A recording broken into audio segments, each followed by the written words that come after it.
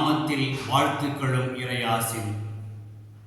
இன்று மார்ச் மாதம் 2ஆம் தேதி 2025 பொது காலத்தின் 8ஆம் ஞாயிறு. இன்றைய லூக்கா நற்செய்தி பகுதியில் இயேசு கிறிஸ்து நான் நல்லவன், நேர்மையானவன், ஞானமிக்கவன், உண்மையானவன் என்ற மனநலம் படைத்த மக்களை பார்த்து அவருடைய மனநிலையை கண்டிக்கின்றார். இன்றைய நற்செய்தி நாம் அதைத்தான் பார்க்கிறோம். இயேசு சொல்வது போல இன்றைய காலகட்டத்தில் நான் சிறந்தவன், நான் நேர்மையானவன், உண்மையானவன் என்ற மனநிலை கொண்ட மக்கள் ஏராளமானவர்கள். இந்த மக்கள் என்ன செய்வார்கள்? பிறரை பற்றி இகழ்வாக பேசுவார்கள்.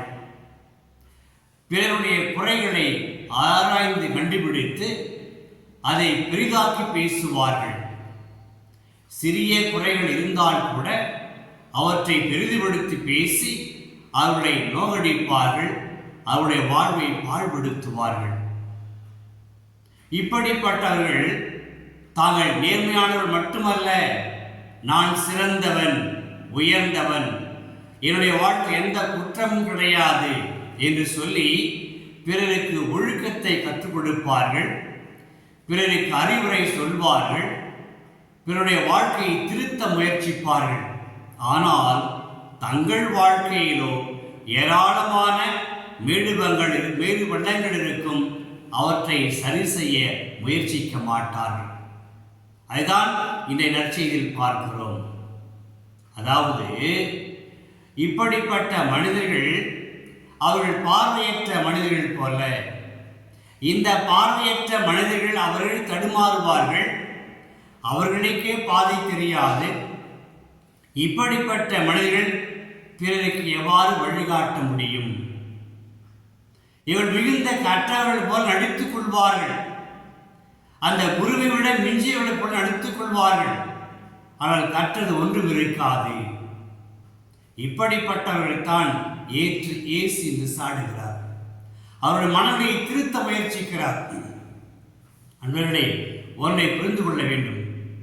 இந்த மனதில் இருக்கின்ற மக்கள் பிறரை வாழவிட மாட்டார்கள். தம்முடைய வாழ்க்கை நான் சொல்வது போல தன்னுடைய கண்களில் பெரிய மரக்கட்டைகள் இருந்தால் கூட அவற்றை எடுத்து எறிய முயற்சிக்க மாட்டார்கள். ஒரு மரக்கட்டை அல்ல, இரு மரக்கட்டை அல்ல, பல மரக்கட்டைகள் தங்கள் வாழ்வில் இருந்தால் கூட அவற்றை எடுத்து போட சிறிதளவும் முயற்சிக்கவே மாட்டார்கள்.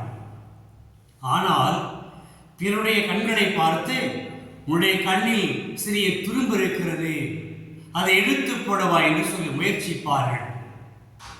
இந்த மனிதர்களை பற்றித்தான் இயேசு கவனமாக இருங்கள் என்று சொல்லி அவர்களையும் எச்சரிக்கிறார், பிறரையும் எச்சரிக்கிறார். இப்படிப்பட்டவர்கள் பிறருக்கு அறிவுரை சொல்லிக் கொண்டே இருப்பார்களே ஒழிய பிறரை நோகடிப்பார்கள், பிறரை வாழவிட மாட்டார்கள். இது எப்படி இருப்பது என்று கேட்டால், மரங்கள் வளர்கிறது. ஒரு மரம் வளர்கிறது என்றால் அதனுடைய கனியை வைத்து அது நல்ல மரமா கெட்ட மரமா என்று தீர்மானித்துவிட முடியும். கெட்ட மரம் நல்ல கனியை தர முடியாது, நல்ல மரம் கெட்ட கனியையும் தர முடியாது. அப்ப என்ன அர்த்தம்? அந்த மரம் தன்னுடைய இயல்பில் வளர்ந்து நல்ல விதையாக இருப்பின் அது வளர்ந்து நல்ல கனிகளை கொடுத்து பிறரை மகிழ்விக்கிறது. அதுபோல முட்செடிகளில் இருந்து அறுவடை செய்ய முடியாது, முட்புதர்களில் இருந்து திராட்சை குலையை சேகரிக்கவும் முடியாது. அப்போ இயல்பு ரொம்ப முக்கியம். கடவுள் படைத்த இயல்பு எல்லா இடத்திலும் இருக்கிறது. அந்த கடவுளின் இயல்பை, சாயலை விதையாக கொண்டிருக்கிற நாம் அதை வளர்த்தெடுக்க வேண்டிய பொறுப்பு நமக்கு இருக்கிறது. இந்த விதை வளர்கின்ற பொழுது அது நல்ல மரமாக வளர்க்க வேண்டிய நல்ல பண்புகளோடு, நல்ல இறை போதனைகளோடு வளர்ந்து வருகிற பொழுது நமக்கு அது நல்ல கனி கொடுக்கின்ற மரமாக நாமும் இருப்போம், பிறரையும் வாழ வைப்போம். இதைதான் முதல் வாசகம் சீராக் ஆகமத்திலிருந்து பேசுகிறது.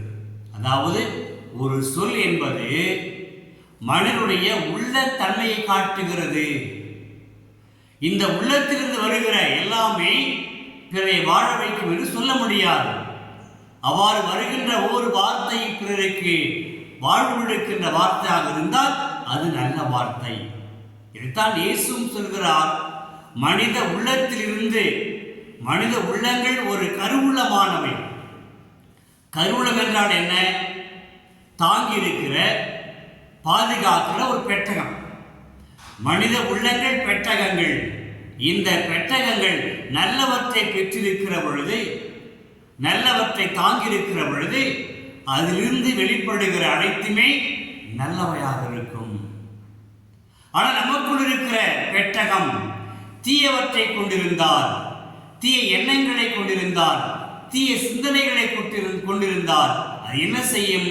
அதிலிருந்து எடுக்கின்ற வெளிவருகின்ற சொல்லோ, சிந்தனைகளோ, செயல்பாடுகளோ எல்லாமே தீய தன்மை கொண்டிருக்கும், தீயவையாக இருக்கும், பிறருக்கு வாழ்வை கொடுக்காது. எனவே எச்சரிக்கையாயிருங்கள். என்றால் உள்ளத்தின் நிறைவையே வாய் பேசும் என்று இயேசு அழகாக சொல்லி முடிக்கிறார். ஆக நாம் பேசுகிற ஒவ்வொரு வார்த்தை எங்கிருந்து புறப்படுகிறது?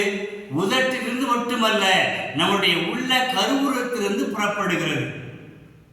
அப்ப அந்த உள்ள கருவூலத்தில் இயேசுவின் போதனைகள் இடம்பெற்றிருந்தால், நற்செய்தியின் பண்புகள் இடம்பெற்றிருந்தால் அது பிறருக்கு வாழ்வு கொடுக்கும், பிறருக்கு வழிகாட்டும், பிறருடைய வாழ்க்கையில் மகிழ்ச்சியை கொண்டு வரும்.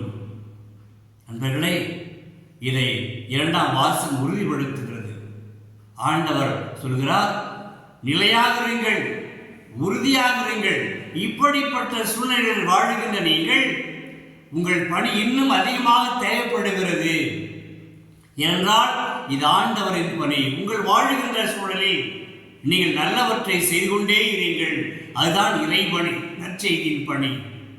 இந்த பணியானது இன்றைய காலகட்டத்தில் அதிகமாகவே தேவைப்படுகிறது என்பதை உணர்ந்து அன்பின் கருவிகளாக, இயேசுவின் கருவூலமாக, இயேசுவின் இதயம் கொண்ட மக்களாக, அவருடைய சீடர்களாக திகழுங்கள் என்று, வாழுங்கள் என்று இன்றைய இறைவாசகங்கள் நமக்கு எடுத்துரைக்கின்றன. சிந்திப்போமா? கேட்போம், ஜெபிப்போம். பரம தந்தையை உம்மை போற்றுகிறோம், வாழ்த்துகிறோம். நீர் எங்களுக்கு இன்று அறிவுறுத்துவது போல, இறைவார்த்தை சொல்வது போல, நாங்கள் எங்கள் கண்களில் இருக்கிற பெரிய மரக்கட்டைகளை எல்லாம் அகற்றிவிட்டு நாங்கள் தெளிவு பெற்று அதற்கு பிறகு பிறன் வாழ்வில் இருக்கிற சிறிய சிறிய துரும்புகளை எடுத்து உதவக்கூடிய அன்பு கொண்ட, பாசம் கொண்ட, உறவுமிக்க கருவிகளாக எங்களை வாழவையும், பிறரை எந்த விதத்திலும் நோகடிக்காமல், பாழ்படுத்தாமல், அவமானப்படுத்தாமல் வாழக்கூடிய உங்களுடைய அன்பு சீடர்களாக எங்களுக்கு வாழ வரமடியும். இவற்றை உம்மகன் இயேசு வழியாக கேட்கிறோம் தந்தையே. ஆமேன், ஆமேன்.